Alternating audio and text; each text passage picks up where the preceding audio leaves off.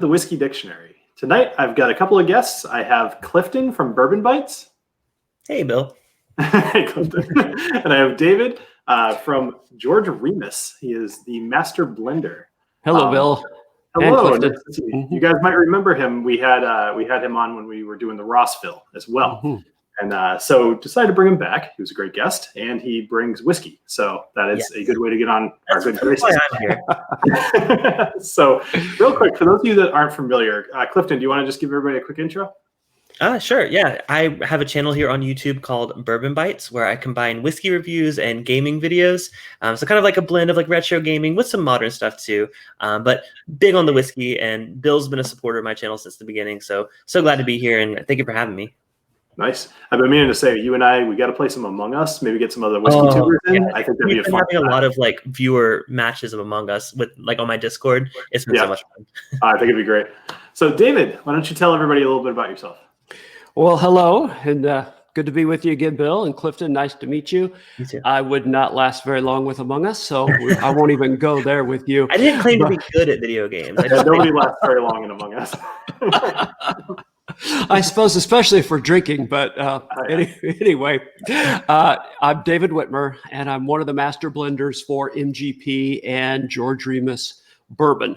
At MGP, we believe in a team of blenders as well as a team of master distillers. And some of you maybe only know MGP by products you've had that didn't say MGP on them anywhere. Maybe they said Indiana on the back, and that was about it. So we make a lot of bourbon. We make a lot of rye whiskey for folks.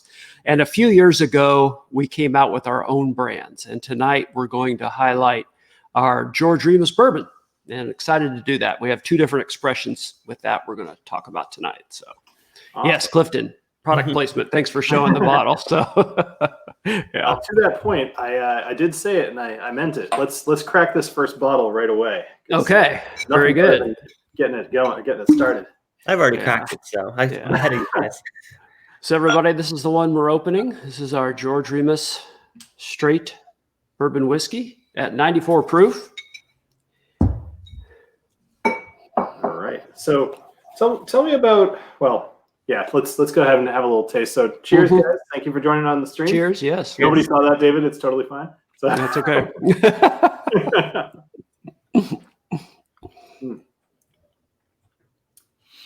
So hi to everybody in the chat. While everybody's kind of filtering in, we're going to drink. So yeah. I think you guys are drinking something good. I haven't had a sip of this since back in August, and I had forgotten how good this is just immediately. Oh, yeah. Like, this is my first sip of the night, and it just immediately it's smooth, so it doesn't hit you. Sometimes that first drink can really be like, I'll take a second sip. That's just like right out of the gate, very good. Well, I typically start with barrel proof, so this is a nice We'll get there. We can get there. So. Right out of the gate. Yeah. So MGP is known for rye whiskey, and we're also known for high rye bourbon. And a lot of distilleries, when they talk about high rye bourbon, that tends to top out at about 18% in the mash bill. And at MGP, we have two main high rye bourbon mash bills. One's at 21% and one's at 36%. So 75% corn, 21% rye, 4% barley malt, or 60% corn, 36% rye, 4% barley malt. Okay? And this bourbon that we're trying is actually a combination of those two bourbon mash bills. So it is not a single mash bill bourbon. So now you've been with essentially this brand since it started, right? Yeah. So can you talk a little bit about like how do you actually go about blending those two things together? How did you pick that combination? What made you try one or the other and say, nah, just mix them? Well, I actually should back up a little bit and say that when the brand first started, I wasn't part of it. This brand was actually owned by someone else. And when MGP was thinking about a brand, we of course thought about we could just grow one organically, or if we acquired one, it would have to be someone who sourced alcohol from us. And so there was a small group of guys in Cincinnati, Ohio, and Cincinnati's about 20 minutes from the Lawrenceburg, Indiana distillery. And they started the George Remus brand.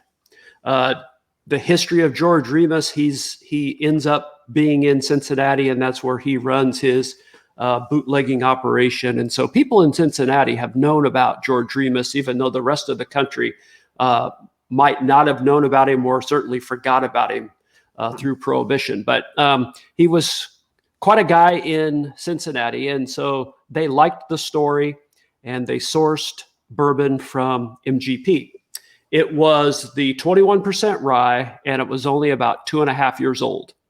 And so when we acquired the brand, we knew we certainly wanted to make it more complex. We would increase the age. And so the age of the bourbons that we're trying right now are between 5 and 7 years old.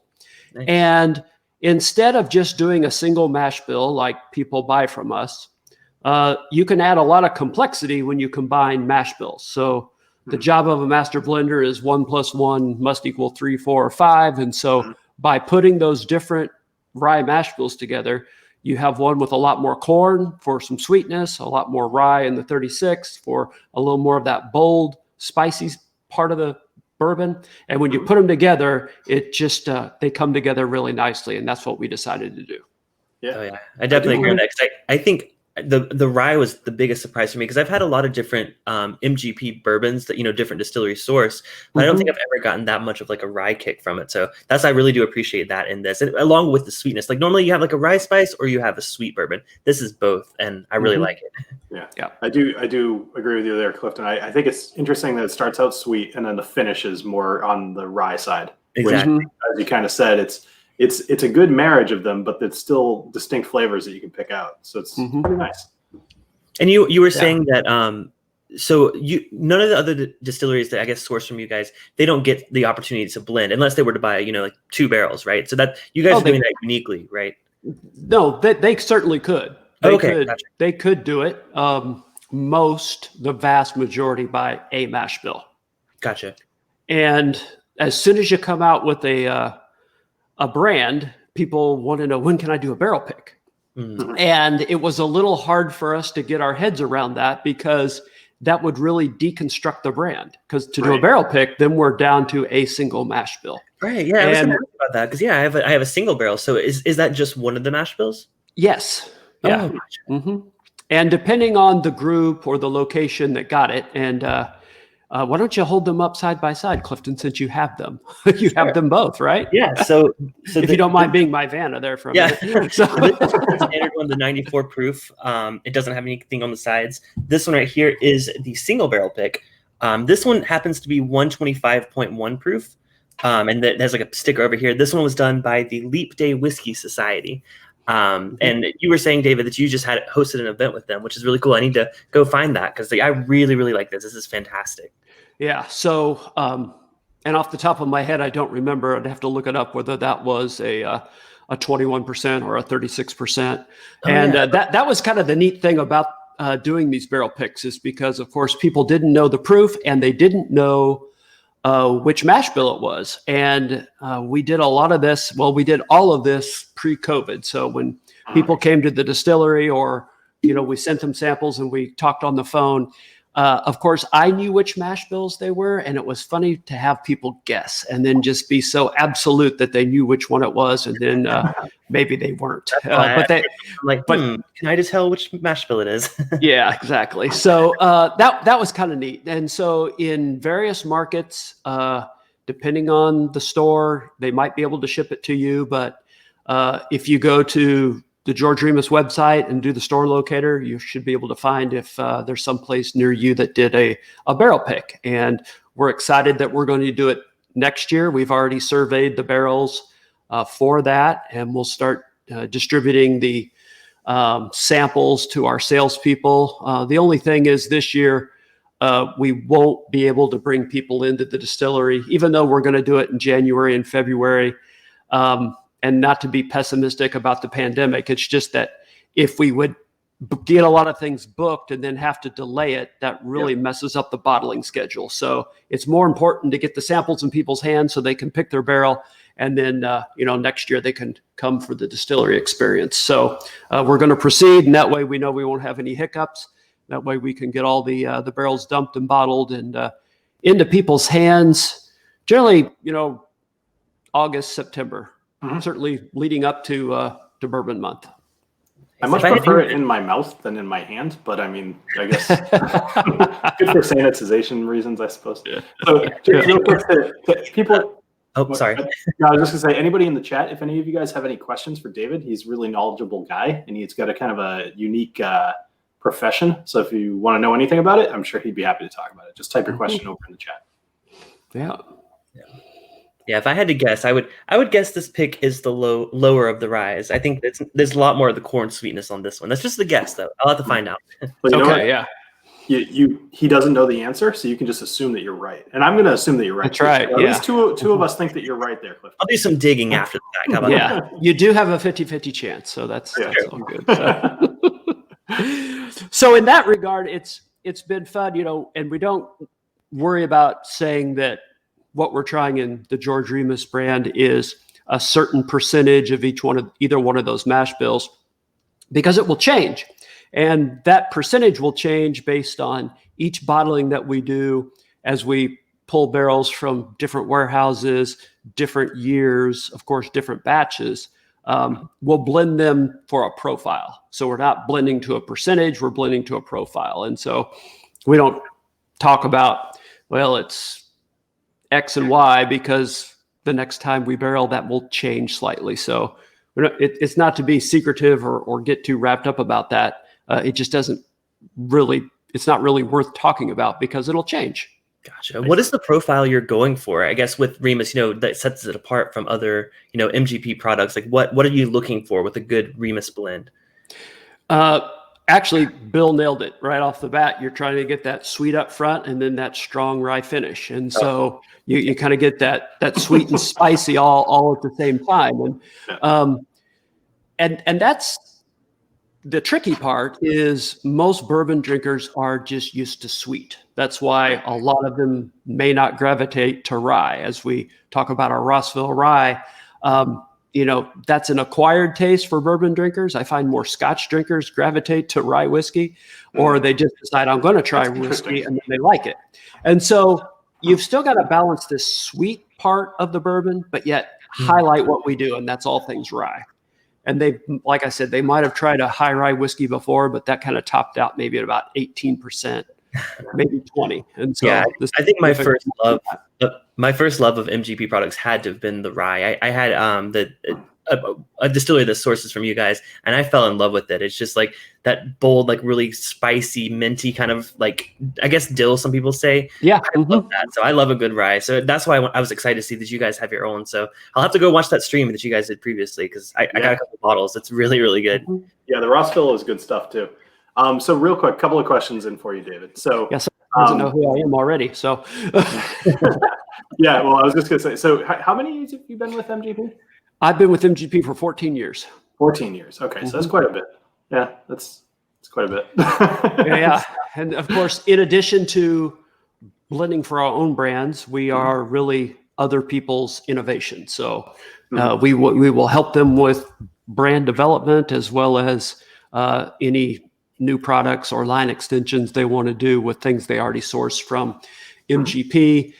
We've helped a lot of people with their secondary barrel finishes. So we'll bring some various barrels into MGP and then finish them from somewhere between 5 to 12 months, sampling them at each month until they say, yeah, that's the month we want to bottle at. So nice. Yeah. So only because we were talking about this prior to going on the stream, somebody asked if it's going to be available in California. Yes, please. Eventually. So as I tell people, we're a big distillery. We supply a lot of whiskey, a lot of bourbon, a lot of gin, and a lot of vodka too. But as a brands company, we're still a startup. And so we kind of started in the Midwest, moved east, a little more centered around the DC area. And I'll tell you why here in just a minute. And then the furthest west we is Colorado and Arizona. So getting there. We're getting there. Yeah, because our philosophy is, as a brand, you have to do it right, and you have to give the right resources to it. If you try to spread yourself thin and be in all 48 or 50 states all at once, you're going to have some failures. It took us a long time just to be in Illinois because we wanted to do Chicago right, and that's kind of in our backyard in comparison to the rest of the country. So we want to be in New York and we want to be in California. We just know we have to do it right. So be patient. Be patient. Okay. No, that makes sense. That what do you call it? Overzealous businesses often burn out. So that's smart move. Yeah. So Welsh Alcoholic says he used to drink whiskey before school, and not to judge him, but I judge you for stopping when you went to school. You gotta, depends what we're going all day. Elementary, college. I mean, there's a difference. Right. Yeah. You get the water bottle full of vodka, right? So. Yeah. Anyway. I don't remember if it was on our whiskey or if on our Rossville talk or not, but other times I've talked to people about this. I made my first alcohol in the 7th grade. So, yes. I can't. That's right. I forgot about that, but now you mentioned it. It was for your science fair, I believe, right? Yeah. Everybody was making volcanoes or, what's the best insulation to put on a house and all that kind of mess. And I thought, why don't I make some alcohol? And so, my grandfather and my uncle lived on a farm. And so I got some grain, and my dad took me to a pharmacist and got everything else I needed and mashed it all up and fermented in actual mason jars in the basement, and then set a distillation column up on the kitchen sink and went to the science fair. So funny. That sounds like it turned out a lot better than my experimental college winemaking in the dorm room. That did not go well. It was awful. It was alcoholic, but it was awful. Yeah. Well, how old were you in the 7th grade? 13. So I guess I was 12 or 13, and I got first place, and the judges sipped a little bit of it. I mean, this stuff was probably, white lightning. I did distill it 3 or 4 times, but they seemed to like it, so it was good. That wouldn't have flown. we would have got expelled. Oh, yeah. I'm genuinely impressed that the judges tried it. Like, I feel like if a 13-year-old kid was like, yeah, I grew this in my basement. You want to try it? They did smell it first, I guess. So they felt brave enough to try it in that regard, but I don't know. Yeah. But I got first place. And so that's what made me kind of fall in love with distillation. So that was fun. So, yeah. Very cool. Yeah, I doubt they'd let a kid do that now. I mean, this is... Oh, they could do it. This is kind of small town in the 70s, so I could get away with it, I guess. So, yeah. So, we have any other comments about George Remus? Well, so speaking of George Remus, so we were kind of talking about George Remus in general. Yes. A lot of people who watch this channel watch it for the history behind the brands, and that's like kind of the appeal, right? So, I mean, you've got 3 books behind you. I've got some notes off the video I watched, but I definitely want to talk a little bit about who George Remus actually was. Sure, super interesting guy. Absolutely. So take it away, or you can feel free. I'll start. So George Remus immigrated to the United States at a very young age with his parents. They came from Germany. They bounced around New England just a little bit, but then they settled in Chicago. His uncle had a pharmacy, and George started working in the pharmacy. And George then became a pharmacist, and then he took over the pharmacy. And by the time he was 21, he was running the pharmacy. And he quickly got bored with that and started going to law school in the evenings. And at age 24, passed the bar. And this is now 1900. And he's a defense attorney in Chicago. And one of his biggest claims to fame in his early career is he was one of the first attorneys in the United States to attempt to use the insanity defense to get one of his clients off the hook. It didn't work, but he tried. And then in 1920, he starts getting a whole new set of clients. And those, of course, would be bootleggers. Hold on, before you go in there, because I read another story about one of his little antics during a trial here. Oh, sure. Apparently, he had a client who was on. It was a murder charge, and they were trying to prove that somebody had poisoned somebody else. So what he did is he in the courtroom in front of the jury, he drank the poison, the chemical that they said poisoned him. Yeah. And he was like, no big deal, it's totally fine. And that helped to win the case. They didn't say that he had the antidote just minutes before, right? Right. Yeah, exactly. Which is just ballsy as hell. I love it.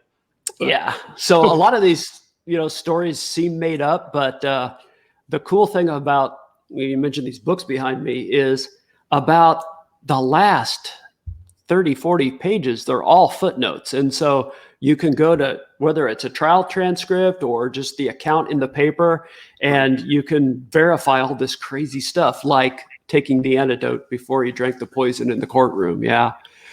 So he starts getting these bootleg clients, and he's amazed by them because they'd get caught and they'd just pay a fine. They just pull wads of cash out of their pocket and lay it down and move on. And so he was really kind of taken by that. And he also sized up pretty quickly that these guys were idiots. And he knew that he could make prohibition work for him. So he studied the Volstead Act. The Volstead Act is what gave us prohibition, enacted 100 years ago this year. And so he studied it. And the big loophole, of course, during Prohibition is you could sell alcohol for medicinal purposes. Back in 1920, most pharmaceuticals were mostly alcohol. And so there was still a need for prescription booze. And so he moved from Chicago to Cincinnati.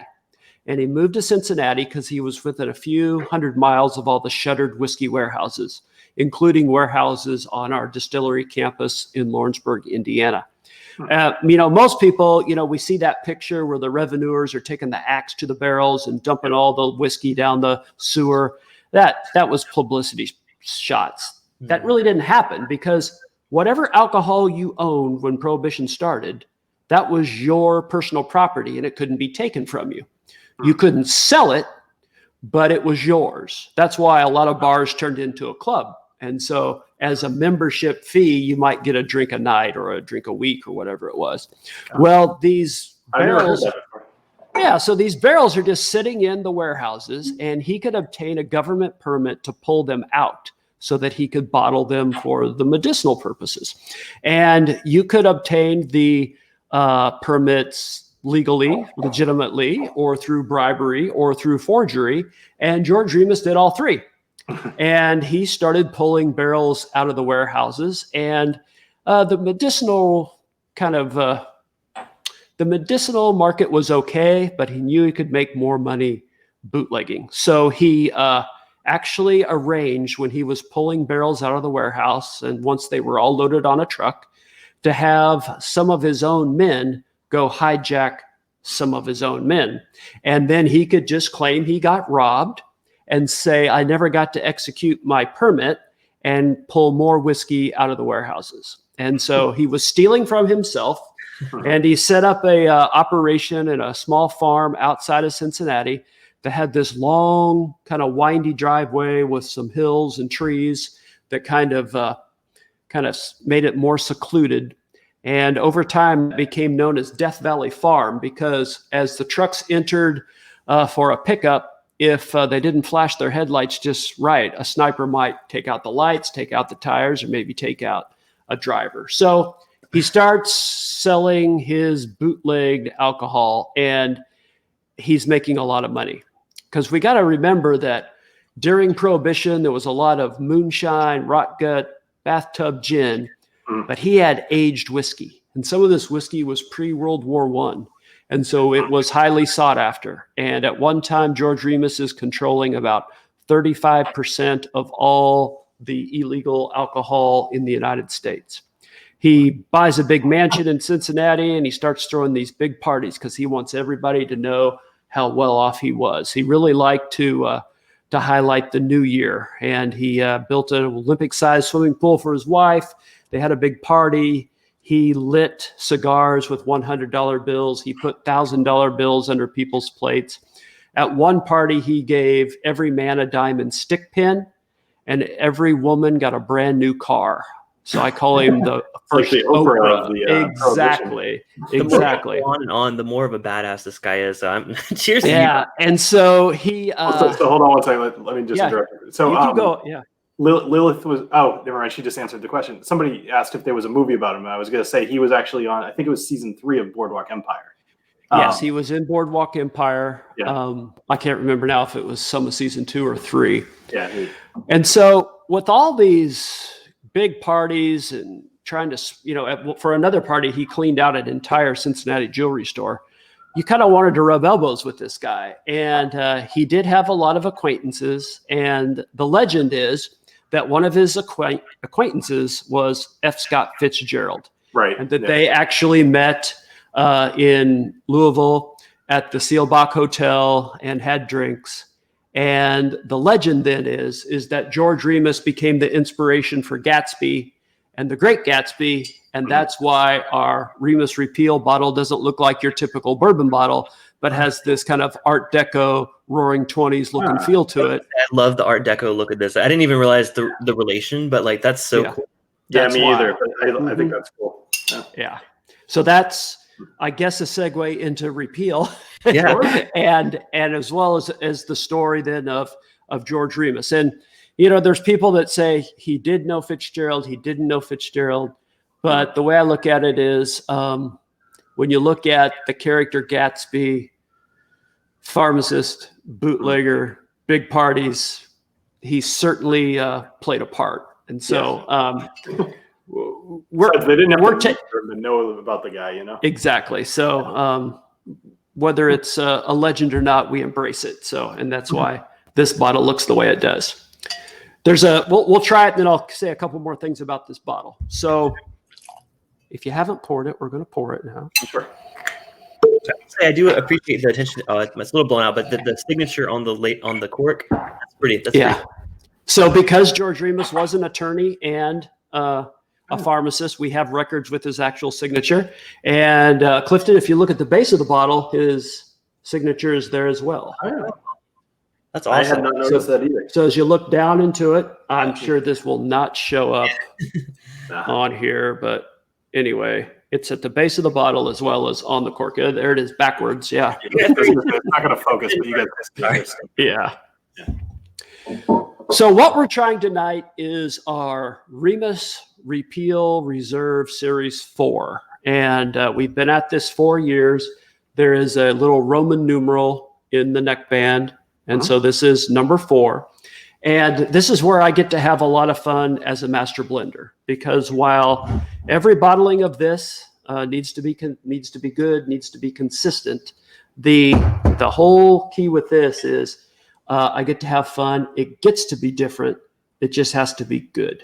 And so this is a combination of the same 2 bourbon mash bills we've been talking about, but all over 10 years. And for full transparency, right on the bottle, we put the years of the bourbons, the mash bills of those bourbons, and then how much of each one of those bourbons in these mash bills. Yeah. And each year that changes. And that's what's a lot of fun about it. So this year it was 77% of 2008, 21%, and then 22 of 2008 of the 36%. That brings up an interesting concept, just because of who you guys are and the volume that you have, as well as the consistency between that volume. Having things, like you'll see that in, especially blended scotches, it'll be like this much percent, whatever. But I like that you can know exactly what it is. You could reproduce this if you wanted to, and obviously you have to. But I just think that's interesting. You don't see that a whole lot. I just in doing this channel, I've realized I'm lucky if I find out the mash bill of a whiskey. Never mind know it to such a definitive degree. Yeah. That was just one of the ways we certainly wanted to be transparent. It's enough that a bourbon can be 10, 11, 12 years old, and you tell people it's a combination of mash bills. Well, what's the next question? What is the combination? And because each year it's different, it just made sense to go ahead and disclose that. We're going to put it right on the label. Series 3, you'll see for those of you that can see that if it focuses. I don't know if it does or not. There's actually no. There you go. I don't know if I can get this. There were it's not coming different years, different mash bills, and so each year it's different, and it's supposed to be. And we have this thing, each year different people rate it and they talk about it, and people like 3 more than 2, and now it seems like people like 4 more than 3, and so that puts a lot of pressure on 5. And so, I haven't had. When Amanda reached out to both Clifton and I and was like, "Hey, let's do a thing," my initial reaction was, "Oh, I can't wait to drink the 4 again." Just because I mean, as you can see, I haven't drank a ton of this yet. Just by the nature of what I do, I tend to drink about maybe this much of every bottle, and then they just stay around forever. And so I haven't had this since August when I tried all 4 of the ones that you guys sent me. And I just remember it very fondly, and I just had a sip again, and it made me happy. I just had like a little smile on my face. I was like, yeah, that's really good. I haven't got to a sip of it, but like just on the nose, like I'm getting like, it's one of my favorite notes on a whiskey is like a toasted like barrel. Like it kind of goes a little marshmallowy, and I'm getting a lot of that on the nose. I'm loving that aspect of it. Yeah, I completely agree with the marshmallow. I think that's good. And in 4, there's also a little cherry on the nose. There was a lot of orange in 3, for those who have 3. And then kind of there's a little bit of orange, but there's a little more of that candied cherry on this too. So let's say that like tomorrow you're told, hey, start planning for number 5. You probably already have. But so do you go into it with the idea of next year I want to do licorice? Like do you start, or do you just kind of find a barrel and get inspired by that and then kind of play with it? Like how does that whole process? Sometimes the kind of genesis for the next one is with the current one. And as you're looking at barrels and sampling things and you do different combinations, at some point you might just say, I think I'm going to wait for next year with this batch. And I think as I put these together, I kind of like this combination.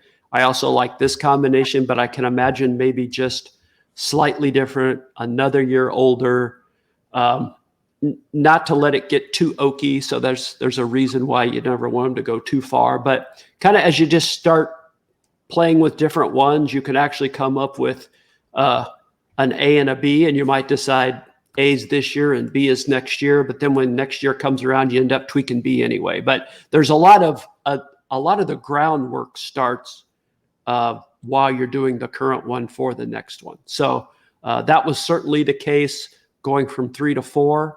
And I know that some of the stuff we're going to use in 5 even kind of came out from 3 and 4. Stuff we said, no, let's just hold off. Let's just wait on those. But then there's always these surprises. And the surprise with 3 was that really strong orange note that came through that even when we were working on 2 and even early days of 3, we didn't see. So there's those fun little surprises. And that's when I really love my job, because it's just, it is kind of an art, but it's also a lot of fun, and it just get to play with a lot of different paint in that regard. And so it's one of those that you can kind of have to cut yourself off. It's like, okay, I'm not going to do 10 of these. So let's do 8 or let's do 6, and then start narrowing it down. And sometimes it's really hard to decide. We'll do a whole panel and maybe it's a 50-50 split about which one to do. And so in that regard, you can't make the wrong decision. And when it does split like that, then it's like, if it's split like that, then we pretty much know what we think we're going to do next year or how we're going to move into next year. So that's fun too. So slightly off topic, but I do have a follow-up for that. Oh, sure. Do you guys ship overseas, like to the UK by any chance? Mo's asked like 7 times. I just want to make sure we're getting his question out there. No, we have not. We have a little bit of George Remus in Australia, and that's about it. Okay. Yeah. Sorry, Mo. Give us time. But let us get to be nationwide first. In the world. Get to California. Yeah. Yes, please. Yeah. So I saw somebody say, $80. And I was like, okay, I get that.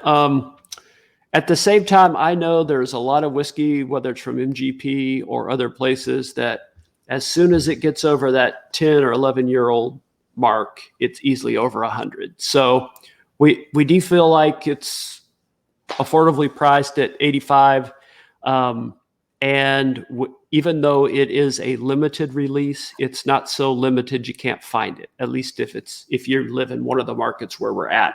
And we don't believe in the only way to get something is on the secondary market, or the only way to get it is to buy something else, or any of that. But what we do say is, if you see it and you want it, get it. Because when it's gone, it's gone. And you might say, well, when I'm in the liquor store next week, I might pick it up, and then you might come back and it's gone. So we are moving into more markets, so that we are bottling more, but it also kind of stretches us a little bit on how much is in each market. And as kind of the popularity of this grows, as more people learn about it, it is being sought after, because they say, well, so far I have 1, 2, 3. I need to get 4 and complete my set. That's one reason for the series. And then they also enjoyed what they had before, and they kind of want to see what's this year's like. Yeah, well, I will say to that price point, I mean, I actually blinded my husband with a sample of this because I didn't tell him what it was. And I was like, what are your thoughts on this? And the first thing he said, it tastes like a limited edition bourbon. Like, he's a bourbon guy too. He just doesn't do it on YouTube. Okay. So he thought this tasted like a limited edition bourbon. Like, that means, like, I definitely think it's worth the $85 price. I mean, there's some more expensive stuff out there that doesn't even match this in taste. Yeah. This is at 50%. I mean, I think that's interesting, Clifton, because I kind of see what he's talking about. When you try it, it has a what's the right word here? A substance to it. I was gonna say it's definitely creamy. Like, the mouthfeel is like so like viscous, and that's something I look for. Like, even if it's not at cask strength, I look for that in like an older bourbon, and I get a lot of that like really thick, viscous like mouthfeel. Like, and I get that on this for sure. Yeah. But just in general, it does taste like something done on purpose, not in mass. So I think that's insightful. And then I think somebody said something about barrel proof. And Clifton, that single barrel, the barrel pick that you got was what, at 125? It was, one second, it was 125.1 proof. Yeah. Okay. For MGP and our warehouses, that actually is a pretty high proof. So we bottle everything or barrel everything at 120 proof. The distillery's been doing that for decades, and legally you have to barrel at 125 or less. And we would certainly use fewer barrels if we bottled at 125. But just that little bit of extra water, cutting it down to 120 when you barrel it, helps with the extraction process out of the barrel. So, all the vanilla, all the butterscotch, all those vanilla, all those classic barrel notes that you get, you certainly want to pull those out. And so a little more water helps that. Well, the MGP warehouses were built in the 30s after Prohibition, and they're multi-story brick. And so they're thick walls and the concrete floors, almost 2 feet thick. And so the warehouses are very cool and humid. And over time, they tend to go down in proof. Now, that 125, I know where that came from. We have one warehouse that is the same warehouse where we actually dump and fill our barrels. And that's the first floor of that warehouse. And so for any of you who are trying to like picture these warehouses, these aren't like your typical Kentucky tin rick house where you walk in on the first floor and you can see all the way to the roof. These aren't like this. You'd walk in on one floor and you'd see 6 barrels high.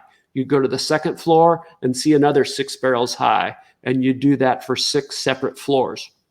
So this warehouse where we also dump and fill barrels, we climate control that so our employees are comfortable. And so there's heat in there. And so those warehouses get a little warmer. And so that does help the proof go up. So when you have a cool and humid warehouse, you're going to absorb more water into the barrel than you lose. So when you've got one of those barrel proof products at 130, 132, They were in the upper floors of one of those tin warehouses, got really hot in the summer, and the water was just flying out of those barrels. So this one, water actually comes into them. And after 10, 11, 12 years, some of those barrels are almost at 100 proof. So there is not a lot of added water to the Repeal other than how it just kind of naturally came into the barrel over the decade, which to me makes for a much more mellow bourbon than if you're just cutting something from high proof and then kind of hope it mellows out. It was doing that really over years. And so I think that also adds to the Repeal's kind of smoothness, which is another reason why it's bottled at 100 proof. Sure. And since we're talking on proof, I asked my viewers for some questions earlier. And Fred asks, he was asking about like the barrel entry proof, which you mentioned was a 120 proof. He did ask, we're nerds here. Okay. He's like, do you know the distillation proof of what goes into the barrel? So most things are going to come out or in the 140s. Okay. Yeah. Gotcha. Yeah, we're like nerding out in the comments earlier. So he was like, I wonder what their distillation proof is. So I was like, I'm going to ask him. Yeah. Yeah. And then the other thing is we'll have a multi-step cook process for the rye versus the corn. If you try to cook the rye just like you do the corn, you'll overheat it, almost scorch it and make it bland. That's why if you try a rye whiskey from a distillery that's not MGP, maybe a classic bourbon distillery, and you've tried one of their ryes and it just seems a little flat, that's one of the reasons is, they treated it like a bourbon. And so that's why I think even some people's high rye bourbons don't quite have all that rye characteristic because that rye's been a little bleached out or made it a little bland. Just like if you're in your kitchen and you overcook anything, it's just kind of lost its flavor. And so you need to know how to treat the rye, and you treat the rye different than you would corn. Right. Yeah, so when you're saying, so in the event that you try something, let's say a high rye bourbon or so, and you think to yourself, oh, that's not a very spicy rye. Is that kind of what you're talking about? Like they've almost overdone it, so it's lost that spice to it? Yep. Okay. That's interesting. Yeah, that makes a lot of sense because like I seek out what MGP does with their rye. And a lot of like even like you said, the bourbon distilleries, like their rye, it's good, but it's not quite that really bright note that MGP rye is. So we'll do a blending seminar where we call it Masters of Rye, and I'll have a 51% rye that's 45 corn and 4% barley malt that of course MGP made, a 95% rye, 5% barley malt that we made. And you'll try each one of them separately, and then I let people mix their own in different proportions. And then we'll try our Rossville Union, which is a combination of those mash bills. And they, understand the power of blending. And then after that, we'll try truly someone else's rye. It's not an MGP rye. I know what distillery it came from.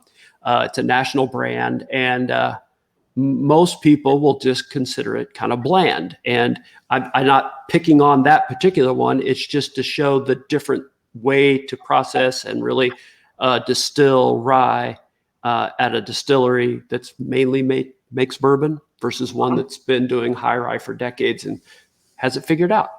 That's awesome.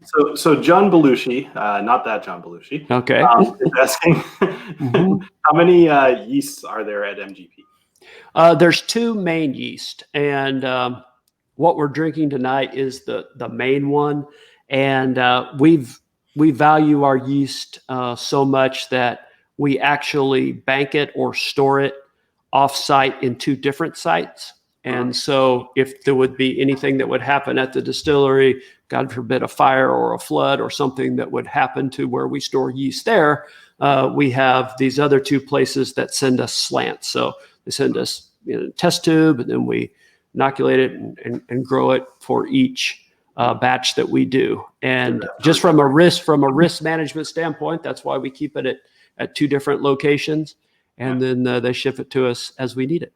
Next time I'm thinking about the disaster recovery I have to do related to our different data centers and servers and all that stuff, I'll just think that somewhere there's people storing yeast instead of servers.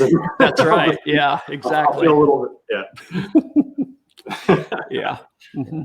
Well, you were talking a little bit about, Lawrenceburg really is. It's surprisingly, it's like, what is it called? Whiskey Town, or I was Whiskey City. Whiskey City. It became known as Whiskey City. Yeah. Why is Lawrenceburg such a why does MGP decide to this is where we're doing it? So I'm curious to hear why you chose that. So distilling started in Lawrenceburg. So Lawrenceburg is in the southeast corner of Indiana, the tri-state of Indiana, Ohio, Kentucky, right on the Ohio River. And all the records show that distilling started in about 1804. And there was a small distillery cranking out 2 barrels a week. And then there became several more distilleries. And one of the reasons, of course, is it was on the Ohio, so a great trade route to bring goods in, take goods downriver.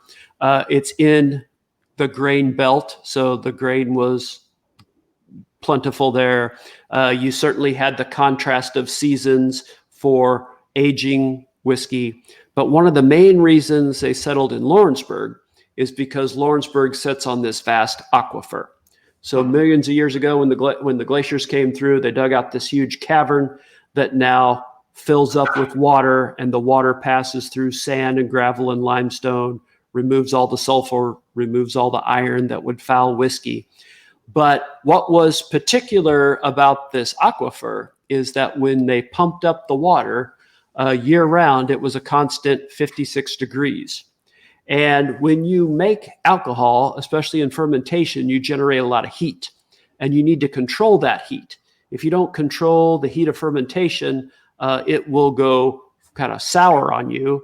You could make acetic acid, which is vinegar. And so you need to control it. That's why a lot of distillation only happened during the spring and the fall, never in the summer.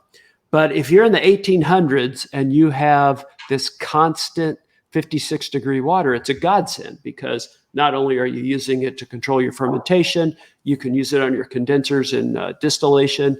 And then it's just a very clean source. So a lot of distilleries started popping up, and then they started being consolidated. And that's one of the reasons for the name of our rye brand, Rossville, is George Ross started the Rossville Distillery on our campus in 1847. And then over time, he started buying up other distilleries, and he changed his name to the Rossville Union. So all these other distilleries felt part of the family. Yep, thank you very much. And so we always knew that when we came out with a rye, it was going to be Rossville, to pay homage to the original distillery from 1847 and George Ross. It was the Rossville Distillery all the way through Prohibition. And then after Prohibition, it sold to Seagram's. Seagram's had the distillery up into the 90s, and those big brick warehouses that I was talking about, those were all built in the Seagram's era. And so we still use them today, just like they built them. And so then after that, it passed through another set of hands, and then MGP acquired the distillery. But through that time, this long history of the yeast, of these great warehouses to mature whiskey as they kind of absorb their own water, don't get really high in proof, but stay very, very mellow and very smooth over time. We're just blessed to have such a distillery. You couldn't afford to build one the way it is today. No way. I don't think there's enough brick. So. Mm-hmm. So William Dave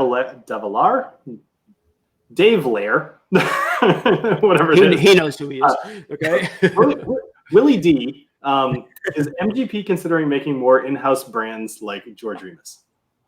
So we have our George Remus bourbon we've been talking about. We've also have our Rossville Union whiskey. We also have a blended bourbon whiskey called 8 and Sand. Now, a lot of blended whiskeys get a bad rap because they're majority vodka. Somewhere, if you look on them, you'll see 60% grain neutral spirits or 70% grain neutral spirits. Yes. Our 8 and Sand blended bourbon whiskey has no grain neutral spirits in it. It also has no caramel color. It has nothing artificial. And a lot of times you'll just see blended whiskey. that means it's not majority anything. To be a blended bourbon whiskey means over 51% of this is bourbon. So actually, over 51% of this is George Remus. Okay. Now, we also make rye whiskey, like in our Rossville. There's some of that in here. There's also corn whiskey and light whiskey. Light whiskey and corn whiskey are mash bills you can put in used barrels, and usually that's used kind of as a blending agent. But if you have light whiskey that's been in a barrel 8-9 years, it is very sweet. That's what's in here. And so this was just a way to kind of showcase in one brand everything that MGP does. So yes, it's primarily bourbon, but it's high rye bourbon. There is rye whiskey in there, as well as that corn whiskey and light whiskey. And so it's a very affordable bourbon whiskey, blended bourbon whiskey. It's great for cocktails. It's great for if you're throwing a big party and you don't want to use all your expensive whiskey. What is the price point on that one? Yeah, I was just gonna say, what's the MSRP on that? It's around $29. Oh, okay, perfect. Yeah. And this one's what, like 40? Something like that. Just depends on the market. Yeah, it could be anywhere from 32 to 40. I think. Okay. Well, I can't wait to try that because like you said, most blended, especially ones that are just say blended whiskey, like they're pretty bad. Like I'm actually not like plug myself, but like this Thursday for Halloween, I'm doing bottom shelf horrors. So I bought a bunch of sub $10 whiskeys from the grocery store, and some of them don't even say whiskey on them. They literally just say Kentucky Spirit. So there's some sketchy stuff out there. Oh, there's a market for it, apparently. Spirit whiskey, which is what, 80%, 80-20, something like that. I've had one that said, like 80% grain neutral. This one doesn't even tell you what it is. So looking forward to that, I think, maybe. And then I'll tell everybody, so 8 and sand is an old railroad term. It means smooth sailing or good luck. So 8 was the highest position on the locomotive throttle. And of course, they put sand between the rail and the wheels to gain traction. Somewhere over time, that became a railroad expression for smooth sailing, break a leg, all that kind of stuff. Gotcha. And we just kind of like the name. Everybody likes trains. And so, and this locomotive, this 811, sits about 3 blocks from our Atchison, Kansas distillery. And this was a locomotive on the Atchison, Topeka, Santa Fe. So this sits at our Rail History Museum in Atchison. And there's a little hang tag ticket on here. And this talks about that in all the markets that we're in, we make a donation to rail history and rail history preservation. So whether it's a depot or a museum or something about trains, because even when you're a kid or you get to be older, you still like trains. And so that's everyone loves trains. That's right. Yeah. And this has the best responsibility tagline, keep it on the rails. So there you go. Oh, that's not something as many people who watch my live streams know. So I have a question for you, Dave. Yeah. Sorry. So you've been doing this for 14 years. I could ask myself a similar question about my own profession, but I'm going to ask you this. What do you do to improve your skill set? Like, how do you continue to grow? I still go to classes. I still go to blending seminars. And even though they might seem like the same old thing, I always find some golden nugget in one of them that made it all worthwhile.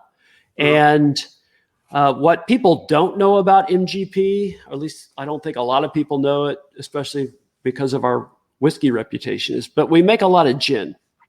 We are the largest North American producer of gin. And so we do a lot with gin, and that involves a lot of different botanicals and kind of understanding those botanicals. And you want to understand botanicals just like you want to understand grain and how grain can be affected both in distillation and then botanicals later. And so earlier, I mentioned we've been doing a lot of things around the DC area, Virginia, Maryland. And that's because in March, we bought a little craft distillery called Green Hat in Washington, D.C. It was the first distillery in Washington, D.C. after Prohibition. And they make is gin. And we bought that.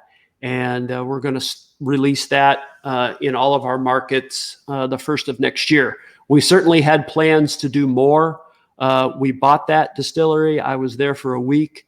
And then all travel and everything shut down because of COVID. So we've been distilling and creating from afar and shipping samples back and forth between the distilleries, and so that's been a lot of fun. But we've got several expressions: a very kind of herbal gin, a citrus floral gin, a navy strength that we'll be coming out with first of the year, and so that's fun. And when you learn and you discover something about gin, you kind of have a thought about whiskey, and it kind of goes both ways. And so there's all kinds of different things. I go to our coopers, I'll go out in the forest with them and find where they're going to harvest trees for barrels. And you learn a lot that way. And then experimenting a little different with some of the different chars. Everything we've tried tonight was in a barrel with a number 4 char on the staves and a number 2 on the head. So number 4 char is also called an alligator char. That means that wood was on fire for about 50 seconds to a minute 10.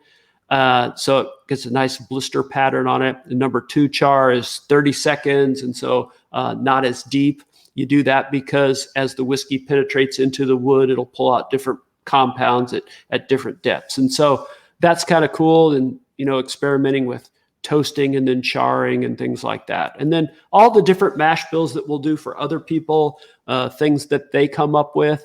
Some of them are crazy and then some of them work. That's one of the things. It's only crazy if it doesn't work. And so it's fun to try. And so by being at MGP, we do get to try a lot of different things as opposed to being at a distillery where I'm making the same mash bill, the same brand every day, all year long. So there's a lot of variety, and that's what's cool. Mm-hmm. Okay. So it kind of just naturally you grow by virtue of doing different things with similar mash bills, but you can detect the differences.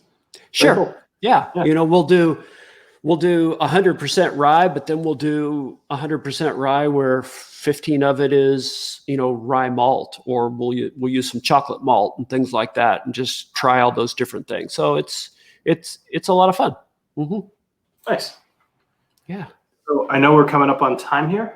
Clifton, did you have any other questions, or anybody in the chat have any other questions for David? Oh, here actually. I'm sorry. Sorry, Clifton. So people are wondering if the barrels that you use. I assume Fred is trying to say, are you mostly using ex-bourbon barrels? For the corn whiskey and the light whiskey? At least that's how I interpret this question. I don't know.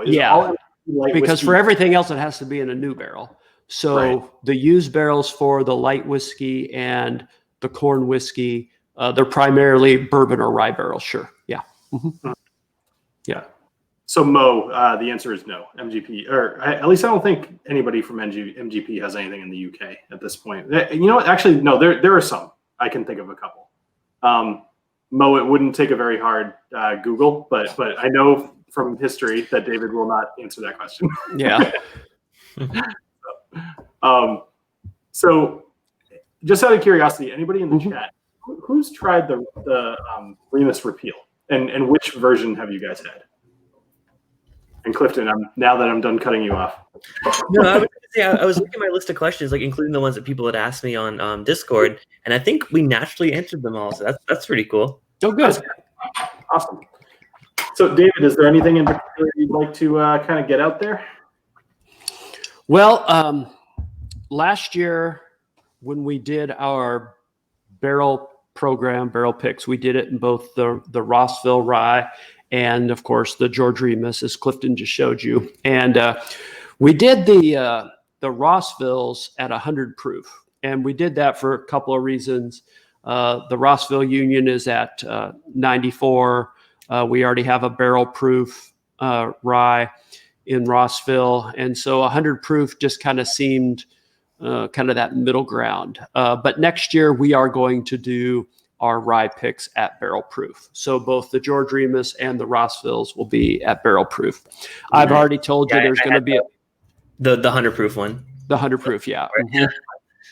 And so that's a lot of people are excited about that as we kind of increase or some people would say improve upon our barrel pick program, that we will bottle those at barrel proof. So that'll be fun. I've already alluded to the fact that there's going to be a Series 5. I can say that because I'm already working on it.